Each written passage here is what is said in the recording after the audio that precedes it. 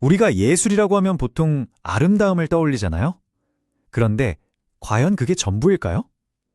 오늘 우리는 이 화려한 예술계의 무대 뒤편에서 벌어지는 눈에 보이지 않는 치열한 전쟁에 대한 이야기를 좀 해보려고 합니다.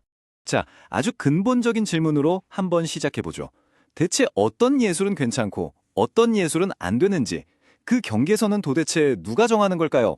믿기 어려우시겠지만 1980년대 후반 미국에서 바로 이 질문 하나가 사회 전체를 들끓게 한 거대한 문화전쟁의 시작이었습니다. 이 전쟁은요, 말 그대로 완전히 다른 두 세계가 정면으로 부딪힌 거였어요. 한쪽엔 예술가들이 있었죠. 이들은 사진을 통해 성, 종교, 인간의 몸처럼 사회가 금기시하던 것들을 탐구하려고 했어요. 그리고 그 반대편엔 정치인들이 있었습니다. 이들은 국민들이 낸 세금이 저런 외설적이고 신성 모독적인 작품에 쓰이고 있다면서 아주 거세게 비난하고 나섰죠. 그럼 도대체 이 전쟁의 포문은 어디서 어떻게 열렸을까요? 이제 전쟁의 한복판, 그 중심이 되어버린 예술계로 직접 한번 들어가 보겠습니다. 모든 사건은 1989년 봄에 터졌습니다.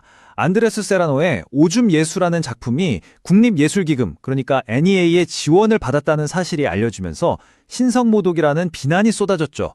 그리고 불과 몇 달 뒤 워싱턴의 유명 갤러리가 로버트 메이플소프의 전시를 돌연 취소해버립니다. 동성애를 다뤘다는 이유로 정치적 압박이 들어온 거죠. 여기서 그치지 않았어요. 그해 가을 제시 헬름즈라는 상원의원은 아예 외설적인 예술에는 공적 자금을 지원할 수 없다는 법안을 통과시켜버립니다. 심지어 1990년에는요, 메이플소프의 작품을 전시했다는 이유로 미술관 관장이 법정에 서는 일까지 벌어졌습니다. 당시 정치권의 반대가 얼마나 격렬했는지 제시 헬렘스 의원의 이 말을 들어보면 실감이 나실 겁니다. 그는 이걸 예술의 문제가 아니라 납세자의 돈으로 동성애 포르노그래피를 후원하는 문제라고 딱 규정해버리면서 여론을 자극했던 거죠. 자, 이렇게 복잡하게 얽힌 전쟁의 실체를 제대로 파악하기 위해서 우리는 두 명의 길잡이를 따라가 볼 겁니다. 바로 사회학자 피에르 부르디웨와 예술가 한스 하케. 이 둘의 시선을 통해 우리는 이 갈등의 훨씬 더 깊은 속살을 들여다볼 수 있게 될 겁니다. 그런데 이 전쟁은 단순히 정치인들이 소리치고 싸우는 그렇게 시끄럽기만 한 전쟁이 아니었습니다. 이제부터는 그 정치적 논쟁의 그늘 뒤에서 훨씬 더 조용하고 교묘하게 벌어지고 있던 또 다른 전쟁, 바로 기업 자본의 달콤한 유혹에 대한 이야기를 해보겠습니다. 여기서 우리가 말하는 후원은요, 그냥 좋은 뜻으로 하는 자선활동 같은 게 아니에요. 이건 일종의 거래에 가깝습니다. 기업이 예술기관에 돈, 즉 금융 자본을 주고요. 그 대가로 예술이 가진 고상하고 품위 있는 이미지, 즉 상징 자본을 얻어가는 거죠. 결국 기업의 이미지를 좋게 포장하기 위한 홍보 전략인 셈입니다. 제 말이 아니더라도요. 당시 담배회사 필립 모리스의 한 임원이 아주 솔직하게 이렇게 말했죠. 우리의 근본적인 관심은 사적인 이익이다. 예술을 후원하는 진짜 속내가 뭔지 아주 명확하게 보여주는 말이죠. 바로 이 지점을 예술가 한스 하케가 아주 날카롭게 파고들었습니다. 그의 작품 헬მს보로 컨트리를 한번 보시죠. 예술을 검열하던 바로 그 헬ms 의원의 얼굴이 거대한 말보로 담뱃갑 위에 딱 박혀 있습니다. 왜 하필 말보로였을까요? 놀랍게도 필립 모리스는 헬ms 의원의 가장 큰 선거자금 후원사 중 하나였거든요. 이 작품 하나로 정치적 검열과 기업의 이해관계가 어떻게 딱 붙어 있는지 한눈에 폭로해버린 겁니다. 하케는 여기서 멈추지 않았습니다. 그의 다음 목표는 렘브란트 그룹이라는 회사였어요. 까르티에 같은 명품 브랜드를 소유한 거대 기업이었죠. 그런데 이 회사 로고가 뭔지 아세요? 바로 위대한 화가 렘브란트의 자화상이었습니다. 고전 예술이 가진 권유를 기업 브랜딩에 아주 교묘하게 가져다 쓴 거죠. 하지만 그 우아한 이미지 뒤에는 정말 끔찍한 현실이 숨겨져 있었습니다. 렘브란트 그룹이 투자한 한 광산 회사는요, 노동조합으로부터 적대 기업으로 찍혔고요. 최루가스에 총기까지 동원해서 파업을 진압했습니다. 수만 명의 노동자를 해고했고, 심지어 안전을 소홀히 해서 177명의 흑인 광부가 목숨을 잃는 끔찍한 사고까지 있었죠. 예술 후원이라는 아름다운 포장지 뒤에 감춰진 추악한 진실이었던 겁니다. 자, 그런데 이야기는 여기서 끝이 아닙니다.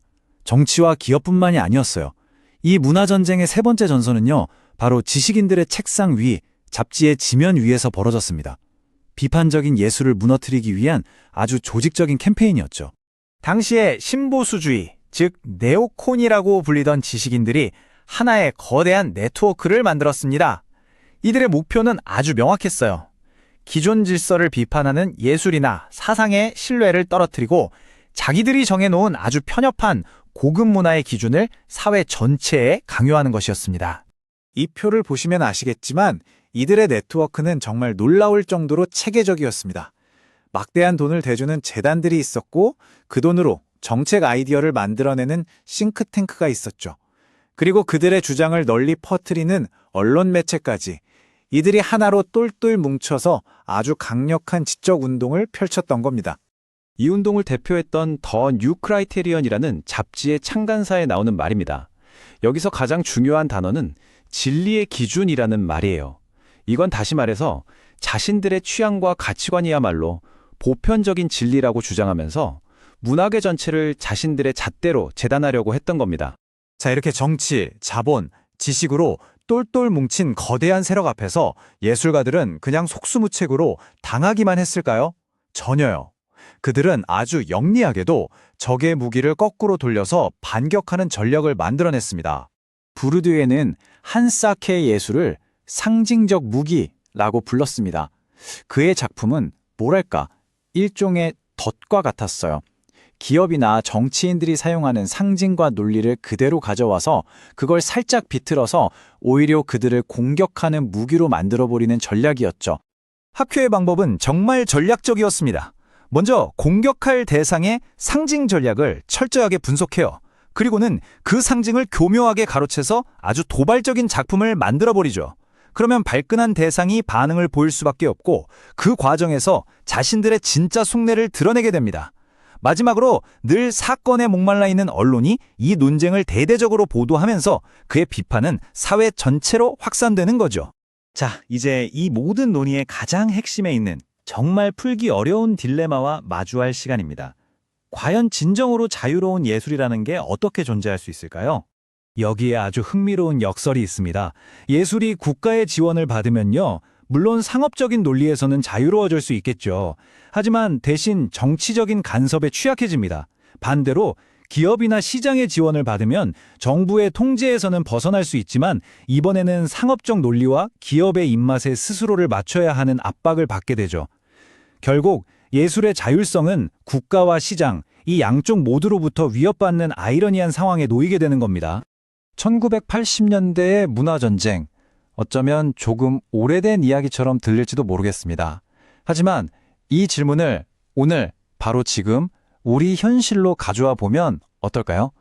소셜미디어에서 터져나오는 분노가 순식간에 여론이 되고 거대 기업의 브랜드가 우리 삶 구석구석을 지배하는 이 시대에 과연 우리 문화를 정의하는 힘은 누가 쥐고 있을까요? 한 번쯤 진지하게 생각해 볼 문제입니다.